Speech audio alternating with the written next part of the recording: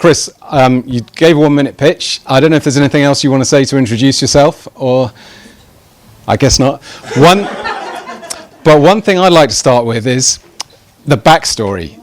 You've given this to me in the past, but how did you come to start 2222 Marketing? What was the trigger? Okay, so back in 2010, I was trained to become a driving instructor. So I had a driving school in Leicester, and I needed a way to market that. So I started learning Facebook ads. So driving instruction is very much still in the past. If they can advertise in a newspaper, they will. So I self-taught myself that, and then I grew a driving school across the East and West Midlands.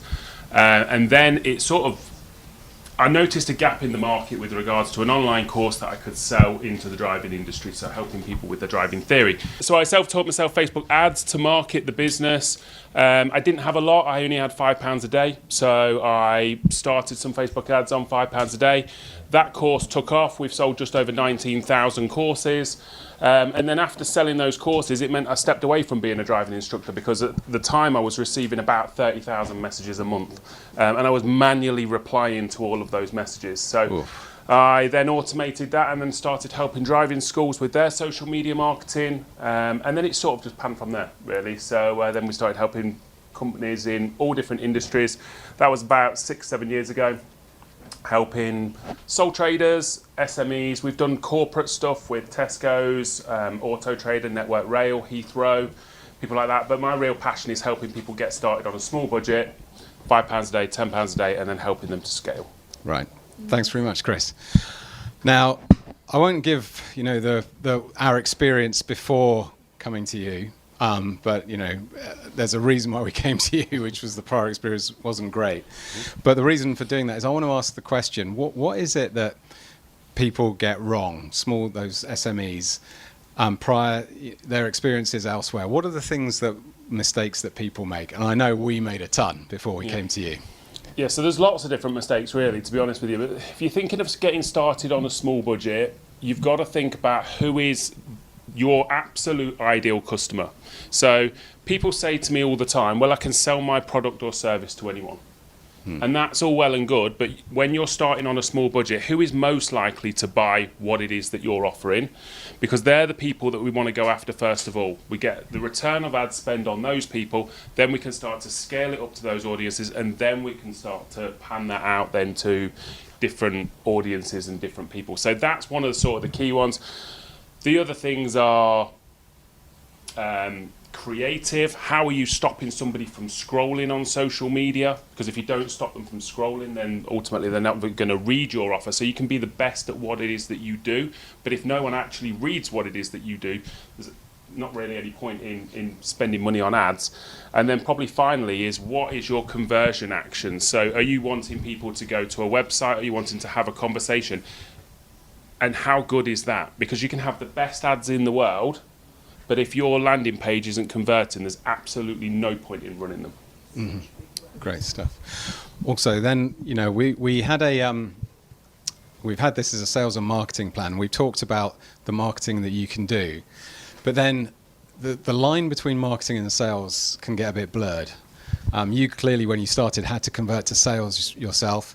With us, you're doing the marketing for us, and we're then working through to those sales. Where do people make mistakes in sort of doing great marketing, but then not converting that into a sale? Not following up to start off with. Yeah. So we've had some absolute horror stories from people. We've had networking business that we got them 120 leads. They didn't call a single one of them. We took on a company who sold SIM cards in Austria. They spent €47,000. They'd had 7 people to their website. Not only were they spending then £7,000 to get one person to a website for a mobile phone SIM card, which was £5 a month, they're then not retargeting, not following up with those people. So not only were the ads bad, but the follow-up was bad as well. Yeah. And, one other thing I'd say, one thing I used to do in the past, so for those in the room, my background, those that don't know me, I spent a lot of time in corporate roles. I only left last year, and one of my last roles was more focused on being a product owner internally. So we had a business that we were trying to grow, we were trying to develop, and obviously I'm sitting internally looking at what is our product, what should it do, how do we bring it to life. We had to work very closely with the sales team, with the marketing team, in terms of getting it out to our clients to say, hey, we've got this great new product that you might be interested in. One thing we did internally was, when we were starting to position this product, we'd be going to the sales guys, hey, we want you to position this product, but we turned it around internally as well, or turned it around with them and saying, look, when you're going out to the client and talking to them about this new product, what are you hearing? What are they saying? What is the feedback we're getting? So we're getting kind of free market research from that process. So thinking about SMEs and working at the scale they have, not having the huge budgets I had access to, and that the army of salespeople and client relationship teams, how can an SME do the same thing with their marketing? What feedback can we garner? I think working with any marketing agency, you've got to give them that feedback. So we need to hear from yourselves like I said, you've got to get that right target audience at the start, and nobody's going to know your ideal client better than yourself.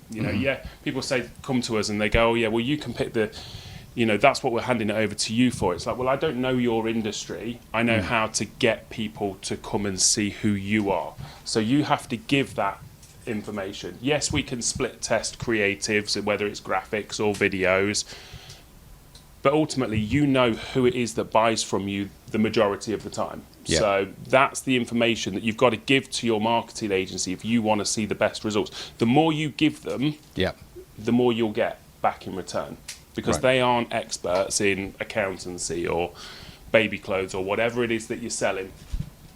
Okay, got it.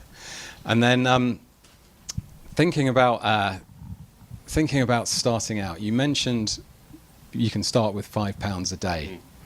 So what would you, if you're getting someone coming in, you've not worked with them before, they haven't got the biggest budget, and you're talking about, let's start small, let's start with £5 a day and see where it goes.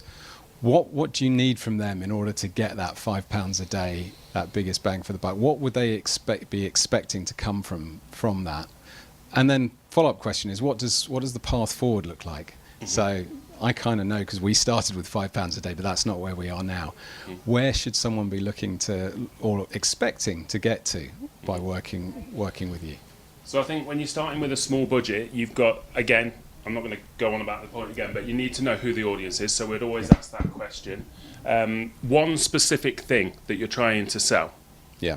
We get people and they say to us, oh yeah, well, I've got this service. I want to sell my online course, I want to sell my one-to-one, and I want to sell my workshop, all inside of £5 a day, and that's not going to work. So you need to get very clear with one thing that you're selling to one audience of people to get the results that you want from it. Then the next steps, it depends on what it is. Sometimes people, we can get them on £5-10 a day, and they only ever want to be a sole trader on their own. They never want to grow a team. So that might be enough for them to be able to get the inquiries that they need. Other people, we've got e-commerce clients that have started on £5-10 a day. My online course business started on £5 a day. We spend £250 a day on ads now.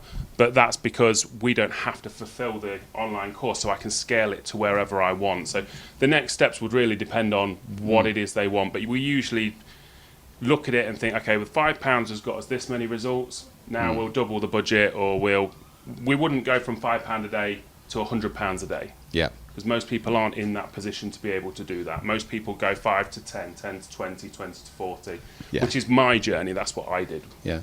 There's also an interesting point in there as well, talking about actually looking at your business and which direction is it going in. You mentioned the sole trader who doesn't want any more and might stick with £5 a day. But if that's not enough for you, then you've got to look at your business and go, can it scale?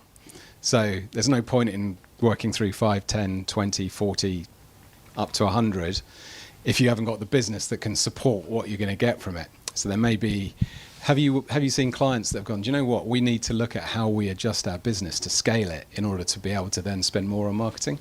Yeah, so I think one of the big things, just going to that point, is if it isn't working organically for you and you can't sell your product organically, then don't think that paid ads is going to be the miracle that's going to solve the problem.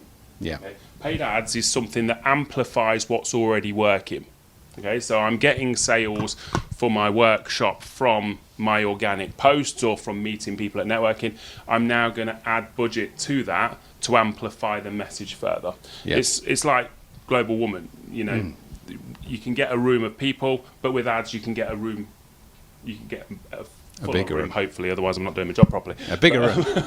Yeah, you get a bigger room. But if you go to somebody and they go, oh, well, I've got nothing, I've got no social media presence, but I want to do ads because I don't want to have to do the organic posting, then that's not going to work. Yeah. No, and also I wanted to go back to the idea of focusing on what you sell. I've got a friend of mine who started a business, and he had this idea that he was going to meet so many different people's needs across so many different products, and that's what he tried to sell.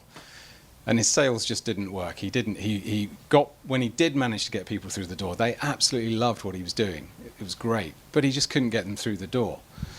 Then he was fortunate enough to meet someone who was good in marketing, who said, stop selling what you're selling. You've got to pick one thing within your product to sell to one person. So that's what he did. He did just that, and suddenly he was getting people through the door. Is he selling to everyone he could? No. But is he managing to sell reasonable volumes of it? Yes. And people are coming through the door and going, wow, there's so much more here than I expected. And they're very, very happy that they're getting more than they thought they were getting coming through the door.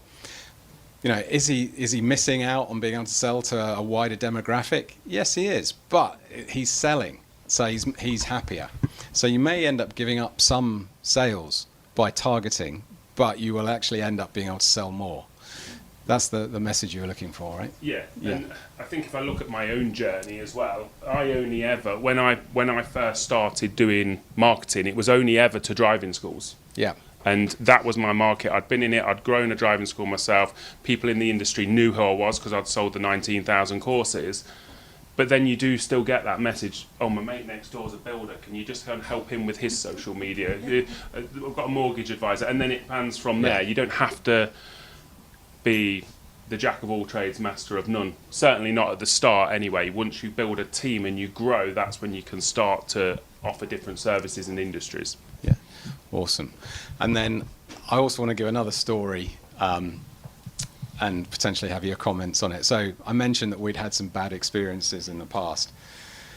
We tried a number of different people without success. The one before was particularly painful. Someone on paper who looked really strong. They had a great history, a great CV. And I won't tell you how much we spent with them, but it was painful because the results we got were atrocious. And the thing was that this guy, you've talked about a few things that we need. This guy missed one of the key ones for us, which was, who is it you're trying to sell to? And I know how much work we put in to identify who is it we're trying to sell to. How do we identify those people and make sure we're reaching those people? We reached a ton of people with this team, tens of thousands of people, but the conversion was terrible because these people were not the people we were trying to sell to. So, that was one of a bad experience. And I guess you've probably seen other people come to you with bad experiences elsewhere. Are there other examples you've got of people having terrible experiences? Yeah, loads. Yeah. The SIM card company, like I say, 7 website visits for 47,000 euros Wow. is ridiculous, and they didn't even convert one of them.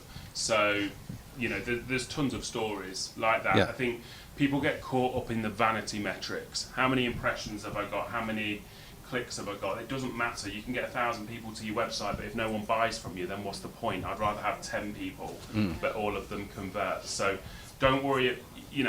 If impressions is what it is that you're after, then go broad with your targeting. But if you want conversions and sales, then you have to know who your target audience is. Yeah.